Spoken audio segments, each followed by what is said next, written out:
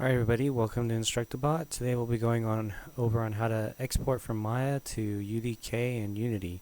So first thing we want to do is we want to open up Hypershade, and this to get to Hypershade, you go to Windows, Window, Rendering Editor, and you go to Hypershade.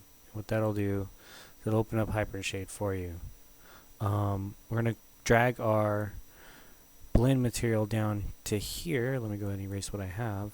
This icon does, it erases whatever your work area has. But yeah, we're going to drag the blend material into our, by middle mouse dragging into our work area, and we're going to graph the network. So we're going to right click it and graph it. And right now it's showing that there's only a diffuse texture applied to it. We want to apply a normal and specularity map to it from the crazy bump tutorial that I went over. So to do that, let me show you the navigation on the work area first. So middle mouse scroll in and out. That's to scroll in and out.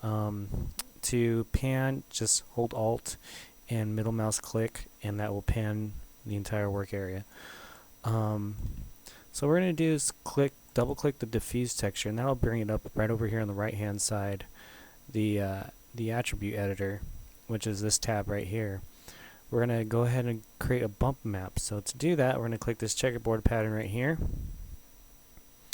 go under File, and under Bump Value, you want to click that arrow icon, and you want to load in that normal texture that you created with Crazy Bump. So create diffuse normal, press open, and there you have it. You have your normal bump connected. So to see all this, let's go ahead and right click again on top of it and graph network, and what that'll do is keep everything in good so let's see here, let's go ahead and actually let's display the whole thing. So what you can do is you can go input and output connections, click that, and that'll display the whole thing for you. And then to see this in your viewport, to see the normal, what we need to do is we need to create a light. So we're going to go over here and create a basic ambient light. And as you can see, translation is already there, but if you guys didn't have it, press W, and that will bring up your translation. Just go and move it in front of your crate, just about right there. And as you can see, it's not even default, it's not even using the lights because it's using the default lights. So to change that, you go under lighting and use all lights, or you can press 7, and what that'll do is just illuminate it with the light that you have in your scene. But as you can see, the normal map isn't really applied to it. I mean, you can't see anything. So to view that, what you have to do is go under renderer and go to high quality rendering, click that. And as you can see, normals, everything is viewing fine. You can move the light, and you can see that the normals change according to where your light is moving. Basically pushing the RGB values of that blue, red, green, and blue values, and as you move your light, it's telling the light to calculate it from this direction to push in this way and push out that way. Wherever the light is at based on lighting. So there you have it. That's the normal map. Let's go ahead and apply the specularity map. So what I'm going to do is I'm just going to maximize restore back up to the Hypershade, and let's go ahead and graph network by clicking the diffuse slot. And that's what I did. I clicked normal and I graphed network. I didn't want to see that network. I want to see it from the diffuse, everything we got. So as you can see, we have the diffuse texture, normal. So I'm just going to click that, click the diffuse material editor slot, and we're back into all the settings that we have. We want to add specularity color, so it has a little slight hint of light bouncing off of the edges. So I'm going to click that checkerboard icon again and go into File, and from File,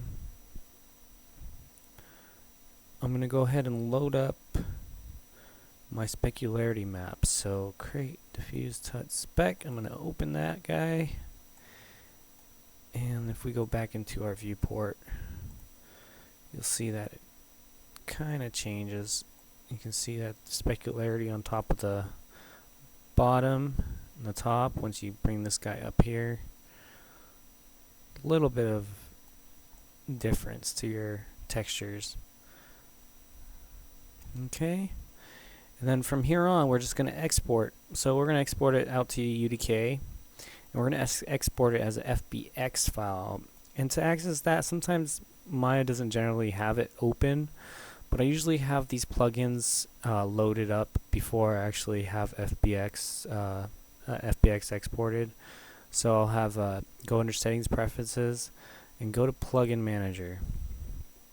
And what you want to do is you want to press fbxmaya.mll, and you want to load it, both of them. Just auto load too, that's fine, because you're probably going to export later, especially if you're doing games and stuff like that. Usually have Maya to Mental Ray loaded just to bring up the rendering presets for Mental Ray, and object export just again for OBJ exports. If you're, again, sometimes I think the Real Tournament 2004 used to accept OBJs, and also it's good, you know, going back and forth with ZBrush and such. But yeah, I usually have, those are my plugins that I usually load up. But yeah, that's it. And then I'm just gonna press close after I check those loaded and auto load. Close, and then if you notice, just save your file. If it doesn't load up right away, you have to reboot Maya, because it doesn't recognize all the plugins loaded up right away as soon as you check the box. But you just have to reboot. But just make sure you save your scene, and just go to File. I'm going to select the box, actually. I'm going to select the box, File, Export Selection, and check the checker box. Make sure it's set to FBX Export. Okay, and then just Export Selection. And let's name this. Well, I'm going to navigate to where I have my files.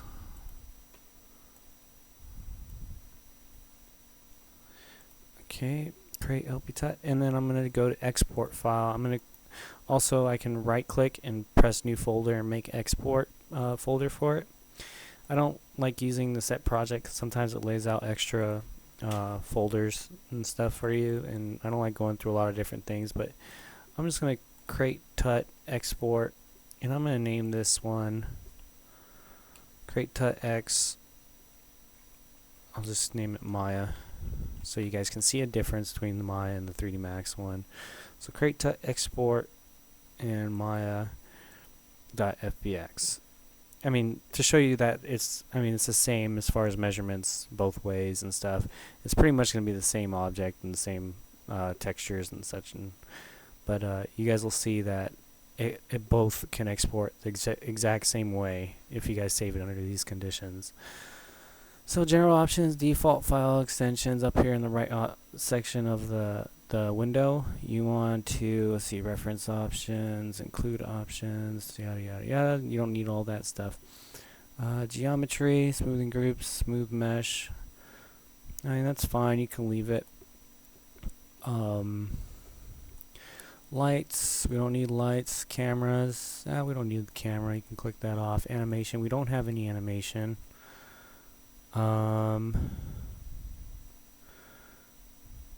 That's pretty much, let's see, let's take off smooth mesh. You don't need reference, containers, content. Actually, let's click back smooth mesh. Let's leave that just in case. Units factor, scale factor, I'm going to change that, to centimeters, because it scales back to 100. That's what you want for Maya and Unreal. Unreal and Unity. So FBX file format, FBX 2012, latest one for Unreal. Unity can handle FBX 2009 and above, but for Unreal, you want to save it as a FBX 2012. Okay, and that's it. So export selection, and what that'll do is export it out for you with the materials on top of it and everything. So I'm just going to save it, and that's it, guys. Thanks for watching. Stay tuned for Unity and UDK exporting.